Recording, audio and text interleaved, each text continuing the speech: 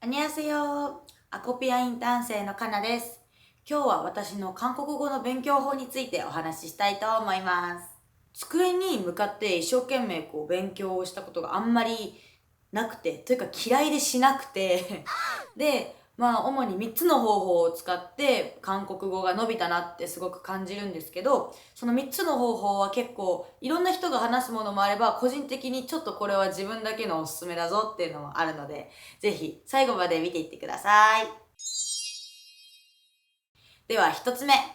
1つ目はハロートークになります。ハロートークはすごい有名なアプリで言語交換を目的にして海外の人とつながれるっていうものなんですけど、いろんな使い方の人がいますよね、正直。で、私の周りにも結構ハロートークしてる子がいて、で、その子の一つの話なんですけど、韓国が好きでその子も。で、相手と結構まめに、いわゆるオッパ、年上の男性とまめに連絡を取るうちに、高校生だった私の友達は、ちょっとときめいてしまい、恋心を抱いていたんですね。話の内容を聞くと君の声が聞けて今日も嬉しかったよ、また、みたいな。電話をするたんびに言われるとか言ってて、こっちとしては重いなっていう、そんなこと言っちゃダメですかね。そういう感想を抱きながら聞いてたんですけど、ある日突然その子が学校に来て、すごい暗い顔をしてて、どうしたのって言って聞いたら、おっぱとの恋は終わったみたい、みたいな。アプリだからだろうとか思ったけど、その子の名前が仮に花とか、メジャーな名前でね、花さんだったとしましょう。毎回花おはよう、花おやすみ、花会いたいよっていう連絡が来てたんですけど、ある日突然、名前を間違えられて、例えば、かすみおはようって花ちゃんが送られてきちゃったわけですよね。それ見たらめっちゃ傷つくし、勉強しようと思って始めたのに、みたいなこともあって、でもうちの友達だなって思うのは、それに対して名前間違えてるよって送ったら返信がなくなったんですよね。向こう罰が悪くなったんだと思うんですよ。そしたら腹立つじゃないですか。せめて間違えちゃってごめんねぐらい送ってもいいんじゃないって思ったんで、その子もうちの友達も同じように思って、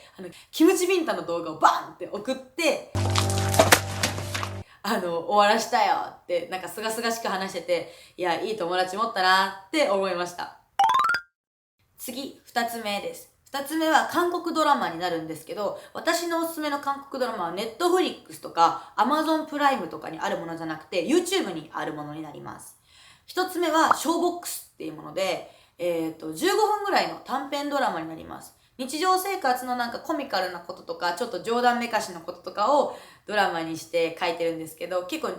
日常生活のことなので、普通に使う言葉とか、あとはちょっと若者っぽい言葉とか、あとはその韓国のちょっとした文化だったりとかも見れるので、私は結構好きで、よく朝準備しながらとか見ながらリスニングしてみたいな感じで、分かんなくなったら字幕もついてるので字幕つけてみたいな感じにしてて、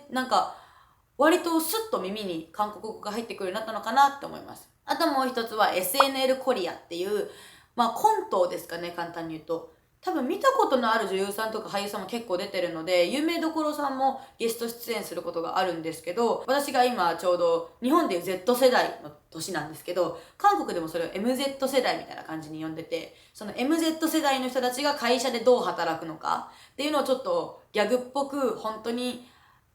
ここまでひどくないだろうけど、ちょっと大きくして面白くして扱ってる題材とかもあって、結構今の話題をコントにして面白おかしく扱って、で、聞きやすい韓国語で簡単に見れてっていう分にはすごく韓国語学習にもいいし、ただ見るだけでも面白いコンテンツなので、このショーボックスっていうのと SNL コリアっていうのはものすごくおすすめなので、ぜひ調べてみてください。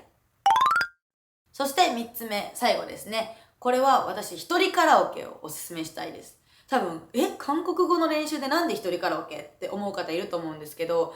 やっぱ話すのって難しいんですよね。ハロートーク使って電話したりとか、あとマウムとか、韓国語を使う電話のアプリっていうのはいくつか存在はしてるんですけど、やっぱ人と話すってなると一気にプレッシャーに感じちゃって、じゃあいいや、みたいな感じで終わっちゃう方も私含め結構多いと思うんです。で、そんな時に自分が、めっちゃいいやんって思った方法が、YouTube で歌詞見ながら音楽とか聞くじゃないですか。で、その時になんかいい歌詞だなって思ったの、なんかジーンとくるなって思ったやつを、こう歌詞見て、日本語訳見て、と思って聞いてたらいつの間にかどんどんどんどん入ってくるんですよね、体に。私は大学受験の時ですね、高校生の時に、ものすごいストレス感じるじゃないですか。でその時に、一人カラオケに、しょっちゅう行ってて、結構エンターテイナーな性格なので、もう一人カラオケをするときは大体自分の持ち歌がいくつかあるんですけど、その持ち歌のパフォーマンスの練習、一人でやってるってもだいぶきついんですけど、ビッグバンドファンタスティックベイベーとか、それ声を荒げたり、どこでなんかコール&レスポンスを求めたりしたらいいのかみたいなのを一人カラオケで実はこっそり練習してる時期がありまして、で、その一環として韓国語の曲を一人カラオケで練習するといつの間にかどんどん韓国語の歌ができるようになったら韓国語の発音がすんなり入るようになってきて、そうしていったらなんかどんどん韓国語を喋る練習にもなるなってめっちゃ思ったんでおすすめです。特におすすめなのがボルバルガン・サジュンギっていうアーティストがいるんですけど、曲もいいし可愛いし歌も上手いしでバラエティ力もあるっていうめっちゃ魅力的なシンガーソングライターになるんですかね。曲にもよるっちゃいるんですけど、結構慣れ親しんだ単語がよく出てくる歌詞っていうのと、あとは、ラップをあんまり強めのラップがないんで、こう、歌いやすいんですよね。高い高音は出ます。だから、うちはきついです。低いんで。ただ、日本の女の子が一般的に出る声の高さならいけると思うので、ボルバルガン・サジュンギの、特に私は、私の思春期へっていう曲がすごく歌詞も良くて、で、歌もすごく良くて、歌いやすい、高いけど歌いやすいので、ぜひおすすめなので、一回その曲聴いて好きだなと思ったらそこから歌詞調べて、で、歌詞で日本語訳調べて、そこからこう歌詞を覚えて、最終的に一人カラオケでぜひ歌ってみたらなんか、ちょっと韓国語私喋れんじゃねぐらいの自信はつくと思います。はい。今日は、私が韓国でアルバイトできて、暮らせるぐらいの韓国語のレベルになるまでの勉強法というか習得法をお話ししました。正直トピックを取ろうと思うと、やっぱり単語とか文法とか、もう机に向かわなきゃいけないような分野になってくるので、これトピックのための勉強法としてはあまりお勧めしないんですが、韓国語を使えるようになりたいっていう目的のためなら結構役に立つんじゃないかなって思います。ぜひ実践してみてください。今後もこのチャンネルを通して役に立つ動画だったり面白い動画を更新していこうと頑張りますので、チャンネル登録、コメント、いいねなどよろしくお願いします。それでは、アンニョン。